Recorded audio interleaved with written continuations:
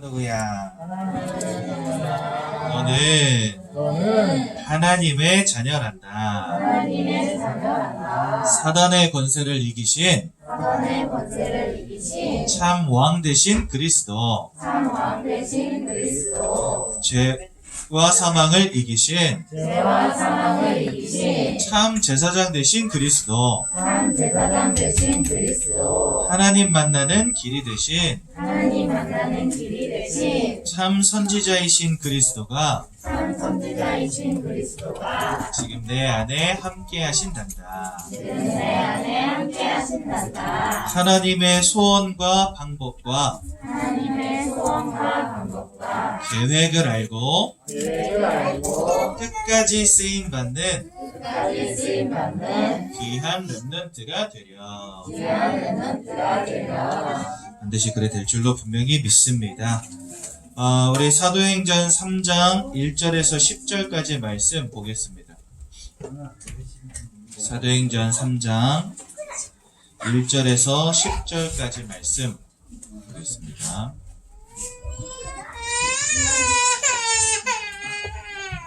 사도행전 3장 1절에서 10절까지 말씀 저와 여러분들이 한 절씩 교독하도록 교독하도록 하겠습니다.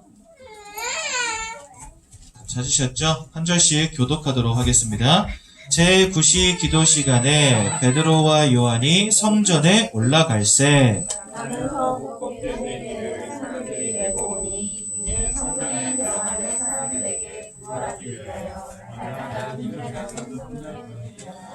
그가 베드로와 요한이 성전에 들어가려 함을 보고 구걸하거늘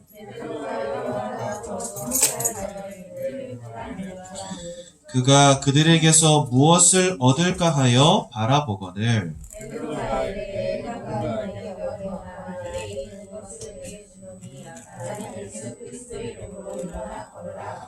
오른손을 잡아 일으키니 발과 발목이 곧 힘을 얻고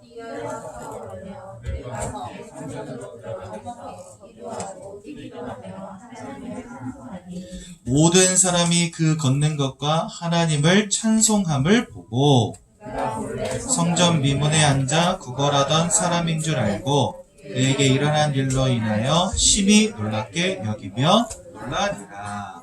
아멘. 이제 오늘 세 번째 주 말씀입니다. 계속해서 하나님께 영원히 기억되고 쓰임받는 전도자에 대한 말씀을 주셨죠.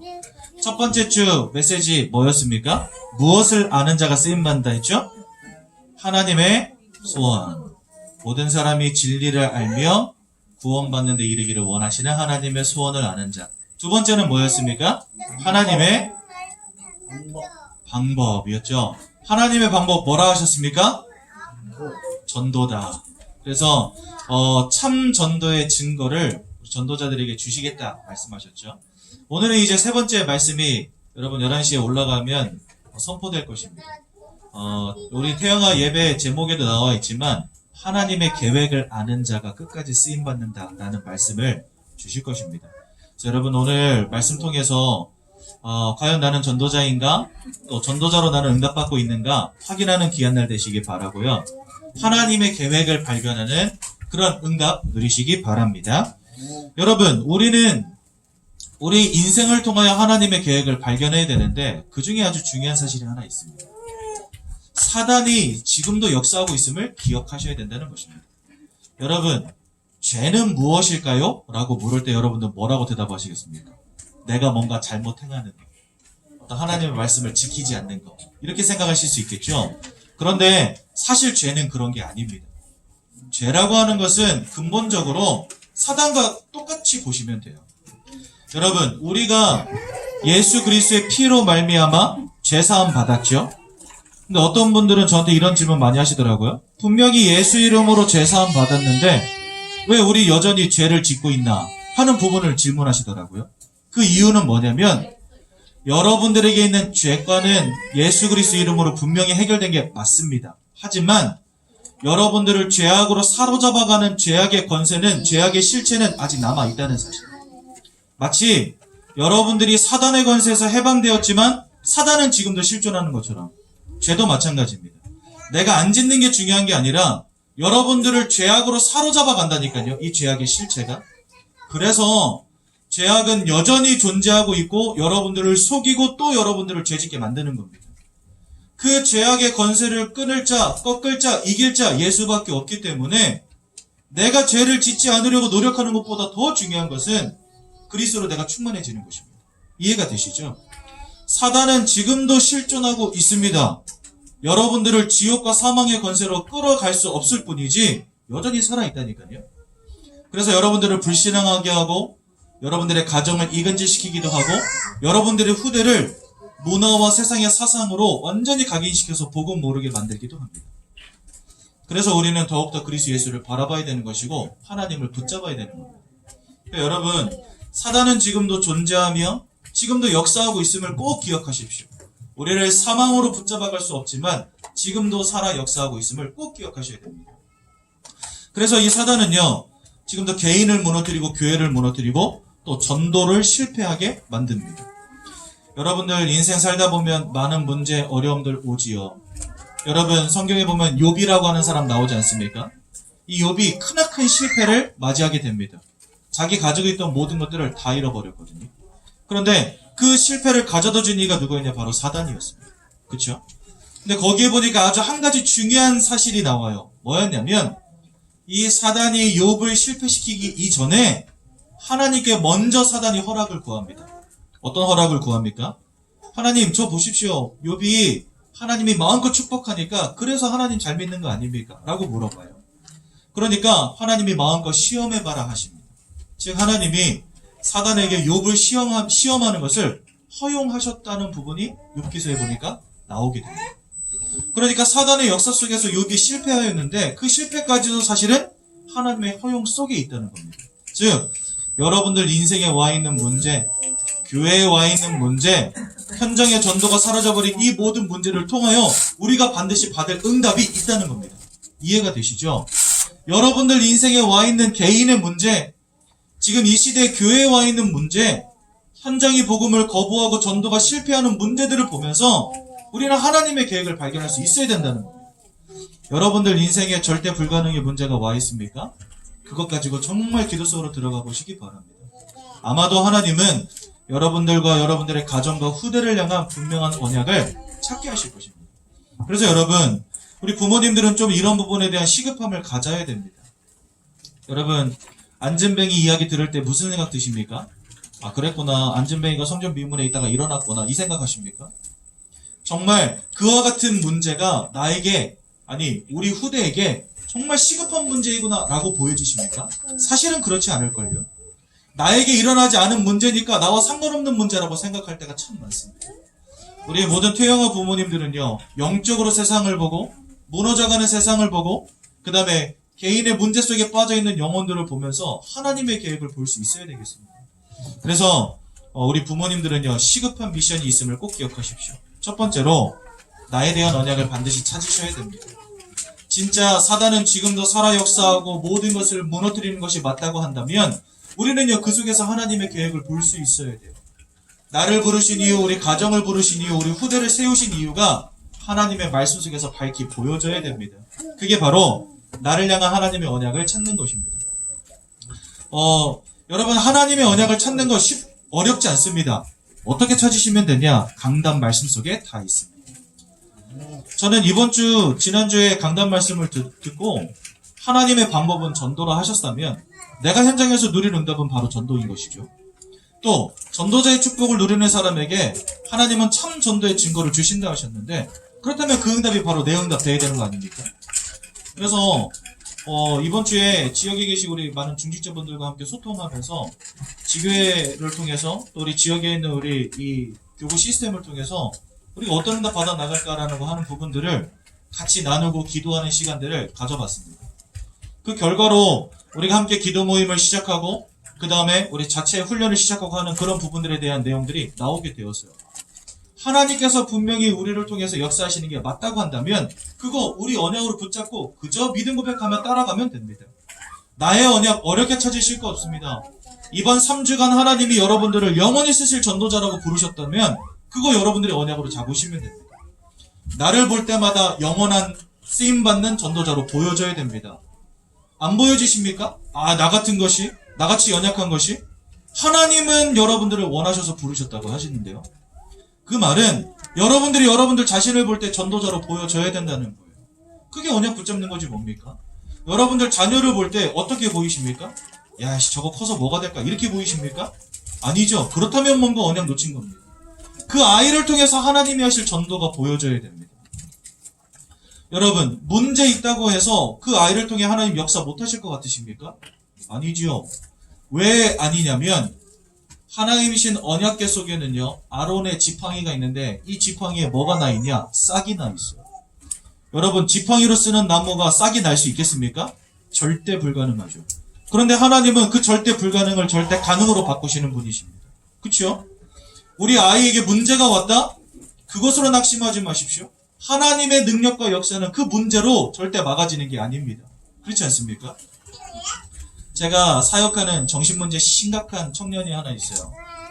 그 청년을 만나러 갈 때마다 하는 이야기가 있습니다. 하나님이 너에게 이 문제 왜 주셨을까? 너 하나님 만나라고. 또 왜 주셨을까? 너와 같이 고통당하는 사람들에게 증거되라고. 그 사람을 통해서 저는 하나님이 수없이 정신문제 당한 사람들을 살리실 거라고 분명히 믿습니다.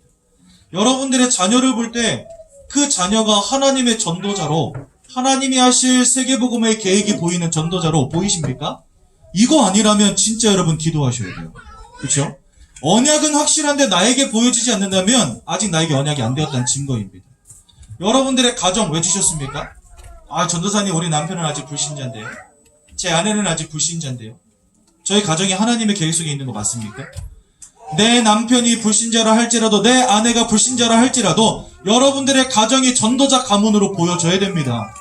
그거 안 된다면 여러분들은 언약 다시 생각하셔야 돼요. 하나님의 언약은 막을 잡고 반드시 성취되어지는 게 맞다. 우리 가정이 전도자 가정으로 보여져야 됩니다. 하나님, 우리는 가진 것도 없고 우리 환경은 너무나 나쁘고 우리 남편은 벌이도 시원치 않고 우리가 뭐 할 수 있겠습니까? 그래서는 안 되는 거예요. 여러분, 유목사님이 처음 저 부산 영도에 있는 임마누엘 교회 지하에 딱 들어갔는데 할머니들만 잔뜩 앉아있는 지하 쬐끄만 교회인 거예요. 거기에서 유목사님은 뭘 보셨다 그랬어요? 세계 복음화를 보셨대요. 여러분, 그거 되겠습니까? 일단 11조 하는 사람 5명만 모여도 좋겠다, 이런 생각 들 것 같아요, 저는. 그렇지 않습니까?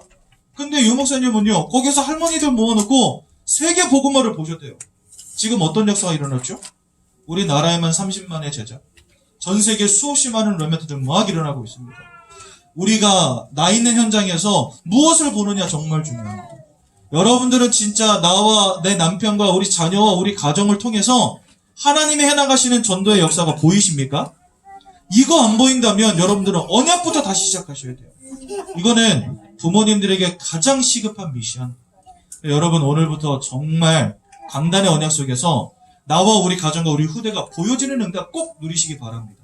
이거 안 된다면 말씀을 말씀대로 흘러가고 내 인생은 내 인생대로 흘러가는 인생 되는 거예요. 하지만 언약 안에서 나와 우리 가정과 우리 후대가 보여진다? 여러분들의 인생은 하나님의 언약 손짓 속에 있게 될 줄로 분명히 믿습니다. 이 시대가 무너지고 있고 복음이 거부당하고 있고 전도가 실패되어지는 시대가 되었다고 한다면 우리는 그 속에서 내가 누려야 될 응답을 찾아내야 되는 것입니다. 그게 하나님의 계획이라는 사실입니다. 또한 여러분들은 교회의 시간표를 볼 수 있어야 되겠습니다. 여러분, 우리 교회가 왜 3가지 기치를 들고 계속해서 나가는지 아십니까? 비전 2025 치유학교, 그 다음에 세계선교허브, 왜 자꾸 말하는지 아십니까? 바로 이 시대의 실패가 복음 없기 때문이고 후대의 실패가 복음 없기 때문이고 세상에 임한 재앙의 이유가 복음 잃어버린 것이기 때문에 우리는 복음으로 후대 키우고 복음으로 사람들을 치유하고 복음으로 세계 현장에 흩어져 있는 제자들을 살리자는 것입니다. 그렇죠?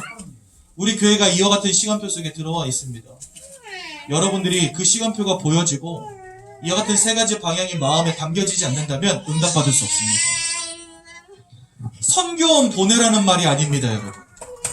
제가 이런 이야기 하니까 어떤 분들은 막 이런 고민하시더라고요. 선교원 보내야 되는데 집이 너무 멀어가지고 차 운행도 안 되고 짜증나 죽겠어요, 이런 이야기 하시더라고요. 여러분, 이 3가지 교회의 흐름을 알라는 것은 선교원 보내라는 말이 아닙니다. 그럼 치유학교가 중요하면 여러분 정신병 걸려야 됩니까? 치유학교 들어와야 되니까? 그게 아니죠. 선교원 보내라, 치유학교 보내라 이 말이 아닙니다. 하나님이 교회를 통해서 하시고자 하는 게 무엇인지를 알라는 것입니다. 내 자녀가 선교원 간다 안 간다 이거보다 더 중요한 것은 하나님의 소원을 발견하는 것입니다. 그렇다면 집이 멀어 선교원 아이들 보내지 못하더라도 하나님은 그 가정을 축복하실 줄로 저는 분명히 믿습니다. 그렇죠? 교회의 시간표, 하나님의 소원이 무엇인지를 시급히 알아야 합니다. 그래야 우리 부모님들도 하나님의 그 언약의 흐름 속에서 응답받으실 수 있습니다. 그렇죠? 우리 자녀를 살리는 방법은 부모가 언약을 발견하는 것이요, 하나님의 소원과 계획을 보는 것입니다. 그러면 그 자녀는 반드시 승리하게 되어 있습니다. 제가 이제 목회자의 길을 가잖아요. 그러다 보니까 많은 목사님들의 이야기를 듣게 돼요. 그리고 다른 사람들을 통해서도 다른 지역에 계신 목사님들의 삶에 대한 이야기를 많이 듣게 돼요. 그런데 참 희한하게도 목회자 자녀들 가운데 방황하는 아이들이 너무 많은 거예요. 우리 다락방 안에도 특히나 그렇고요. 제가 필리핀에 거의 5년 가까이 미션홈이 있었는데 저희 미션홈에 오는 아이들 가운데에서 사역자들이 감당 못하고 포기한 아이들은 90%가 목회자 자녀였어요. 밤마다 나가서 술 마시고 들어오고 막 사창가 다니고 심지어 사창가를 다니고 이랬다니까요. 목회자 자녀들이. 저도 제가 보면서 야, 쟤네 아빠는 진짜 기도 너무 빡시게 하시겠다 이런 생각 들 정도로 심각하게 무너진 아이들이 많더라고요. 근데 이제 제가 목회자 입장이 돼가고 있잖아요. 이게 뭔 일이지 이런 생각 자주 해요, 사실은요. 그런데 시간이 가면 갈수록 진짜 신기한 일들이 벌어지는 거죠. 그 자녀들이 복음만으로 들어오는데 과거부터 복음 안에 있던 아이들보다 더 깊이 복음 안으로 들어와서 완전 복음에 올인하는 걸 제가 보게 됐습니다. 그 말은 무엇이냐? 하나님은 언약 안에서 사용하실 귀한 사람들을 부르실 때 그냥 부르시지 않는다는 거예요. 분명히 문제를 주고 그 문제 속에서 그리스도가 오직되게 만드신다는 거예요. 그래서 저는요, 여러분들이나 제 자녀에게 어느 날 갑자기 인생에 문제가 온다? 그 인생의 문제 속에 하나님의 계획이 있다라고 분명히 믿습니다. 또 어찌 보면은요, 저는 진짜 그거 기도하고 있거든요. 우리 자녀가 복음을 지식으로 아는 것이 아니라 복음이 사실적으로 체험되어지는 시간표를 반드시 달라고 기도합니다. 저는 아이가 일평생 형통함의 길을 걷는 것보다 때로는 실패 속에서 더욱더 주님 바라볼 수 있다면 그 실패까지도 필요하다고 저는 생각하는 겁니다. 여러분들은 어떠십니까? 하나님의 절대적인 계획이 인정이 되신다고 한다면 아무것도 문제되지 않다는 것을 꼭 기억하십시오. 때로는 우리 자녀에게 문제 올 수 있습니다. 그것조차도 하나님 바라보는 기회가 되는 것입니다. 그렇죠? 그래서 여러분, 이 나의 언약, 그다음에 교회의 시간표, 그리고 나만의 전도를 반드시 찾아내셔야 됩니다. 이게 바로 부모의 시급한 미션. 우리 부모님들 오늘 이제 올라가시면 담임 목사님 4가지 단어를 통해서 여러분들에게 하나님의 계획이 무엇인지를 밝히 설명해 주실 겁니다. 꼭 들어보시고 그 속에서 여러분과 여러분들의 가정과 여러분들의 후대가 보여지는 응답 반드시 누리시기 바랍니다. 그래서 여러분, 가정은 분명히 영적 전장이 맞는 것 같습니다. 너무 중요한 현장 아닙니까? 이와 같은 축복을 누린다면 후대는 반드시 일어나게 될 것인데 사단 입장에서는 발등에 불이 떨어진 것과 마찬가지예요. 우리가 이렇게 매주마다 모여서 태영아 예배 드리는 거 굉장히 불편해할 겁니다.